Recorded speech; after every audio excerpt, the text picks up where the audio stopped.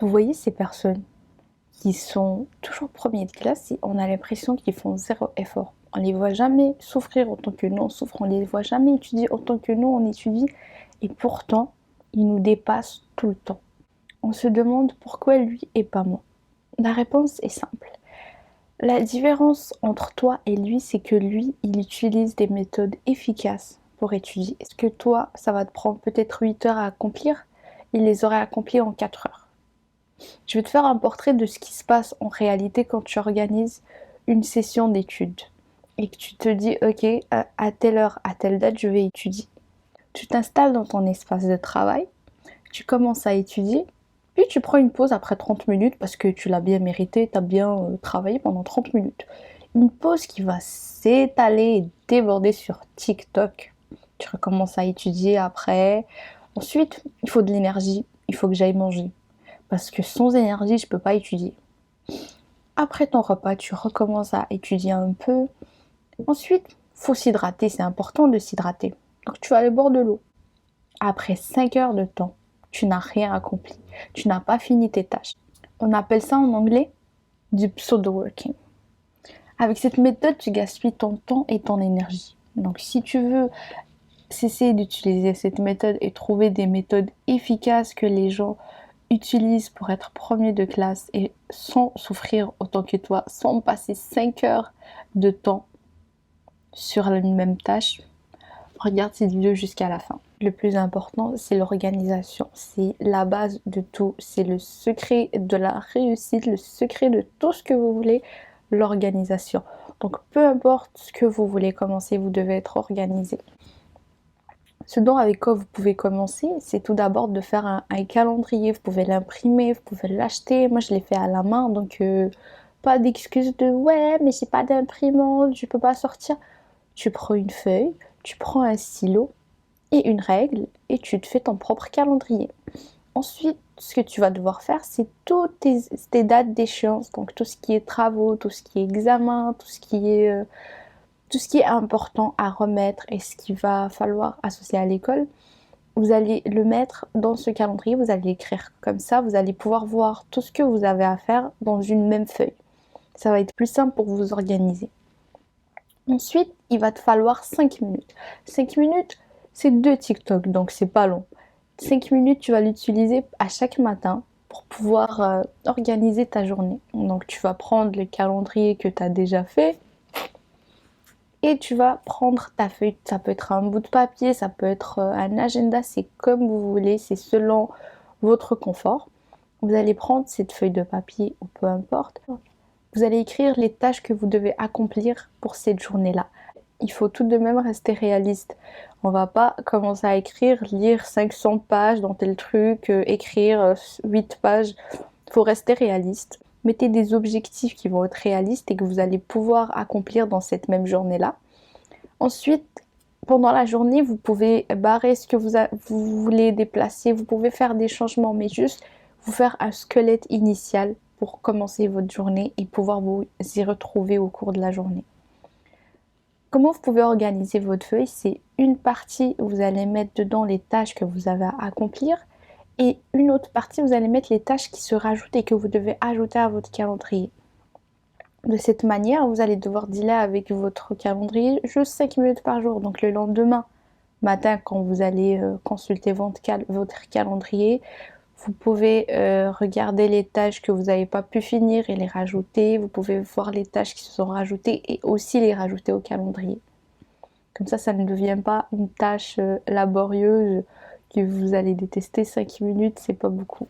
Si vous pensez que miraculeusement, vous allez commencer à étudier la veille ou 2 jours plus tôt et que vous allez réussir, ok, peut-être vous allez réussir, mais est-ce que vous serez premier de classe? Est-ce que vous allez être satisfait de votre note? Je ne pense pas.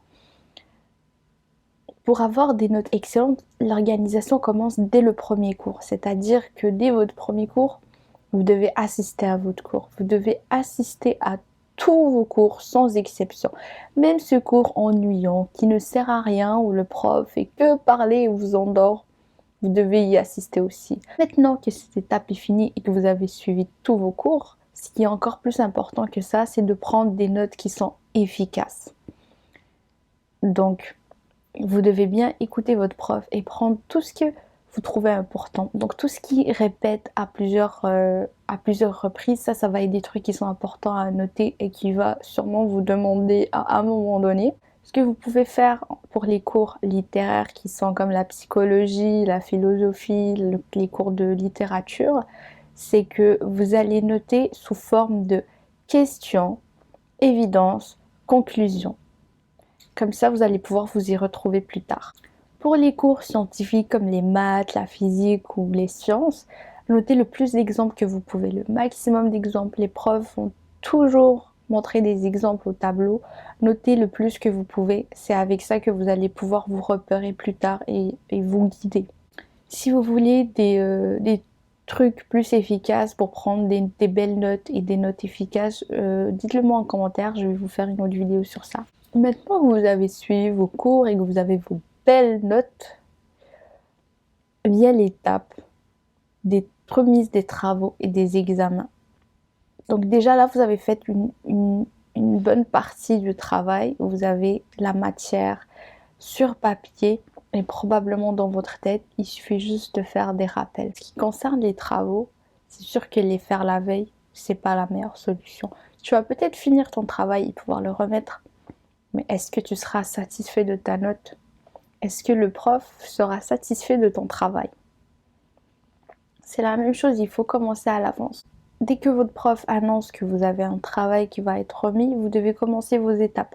Donc pour ce qui est travaux écrits, commencez à faire vos recherches, à récupérer vos textes, à lire si votre prof vous assigne des lectures à faire, faites-les. Et surtout à noter bien et noter le plus de trucs et d'éléments. Vous pouvez faire sous forme de résumé, vous pouvez annoter sur le côté ou surligner, mais juste bien comprendre le texte et bien l'annoter. Quand cette étape est faite, vous avez la plupart de vos informations qui sont déjà réunies. Va venir l'étape de l'écriture, qui est l'étape la plus cruciale et la plus redoutée de tous. Si vous ne voulez pas souffrir de ce que j'appelle le syndrome de la page blanche, c'est quand tu es devant ton ordi ou devant ta feuille et que tu la regardes et que ta feuille est blanche et que tu n'arrives pas à commencer, faites-vous un plan au fur et à mesure. Pendant votre lecture, essayez de trouver des arguments, essayez de trouver des preuves, essayez de trouver des trucs pour appuyer vos arguments. Et grâce à ça, vous allez pouvoir faire votre plan. Je sais qu'on pense tous, tout le temps, que les plans c'est inutile et parfois nos profs nous obligent à les faire et on les fait à la fin. Si vous faites votre plan avant, ça va vous sauver la vie, vous allez voir. Ça va vous guider pendant votre écriture. Et à chaque fois que vous allez vous perdre, vous allez pouvoir reconsulter votre plan pour pouvoir continuer.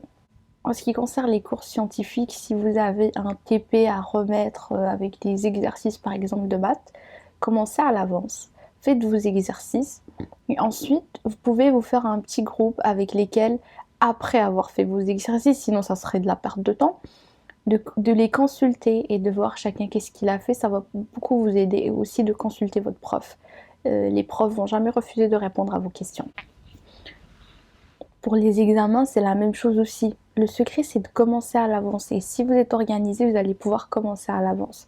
Pour les examens, déjà, assurez-vous de faire ce que les profs demandent. C'est-à-dire que s'ils vous demandent de faire des lectures, faites-les. S'ils vous demandent de faire vos exercices, faites-les. Ensuite, ce qui est important, c'est que souvent, on a une semaine de révision avant l'examen. Vous devez être prêt et avoir couvert tout le matériel nécessaire avant cette semaine. Comme on le dit, c'est une semaine de révision et non d'apprentissage de nouvelles matières. Je sais qu'on a tendance à dire « Ok, d'accord, j'ai la semaine de révision, je vais pouvoir faire plein de trucs dedans. » Non, ça marche pas comme ça. La semaine de révision, c'est pour réviser, t'es pas supposé apprendre de la nouvelle matière. C'est-à-dire qu'avant la semaine de révision, tu dois avoir fini tes exercices, tu dois avoir fini tes lectures et être prêt à juste repasser par-dessus ce qui reste un peu flou. Pour les cours où vous devez apprendre par cœur, essayez de faire des fiches de révision avec la méthode de questions-réponses. Donc vous allez avoir la question sur le recto et la réponse au verso et de cette manière vous allez pouvoir mieux étudier. Et organisez vos sessions d'études par exemple. Si vous avez du temps libre entre deux cours, vous pouvez accomplir beaucoup de tâches sur ça parce que le soir on rentre chez soi, on est fatigué, on a notre famille, on a nos amis.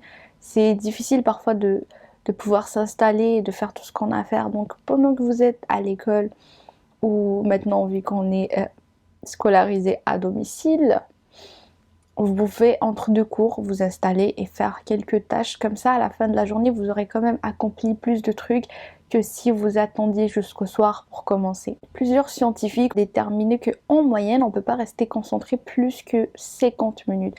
Donc ce que vous pouvez faire, c'est organiser vos séances d'études sur un temps de 50 minutes. Donc vous pouvez faire 50 minutes d'études intensives, concentrées et 5 minutes de pause ou 10 minutes de pause selon votre besoin, mais ça ne doit pas excéder 10 minutes.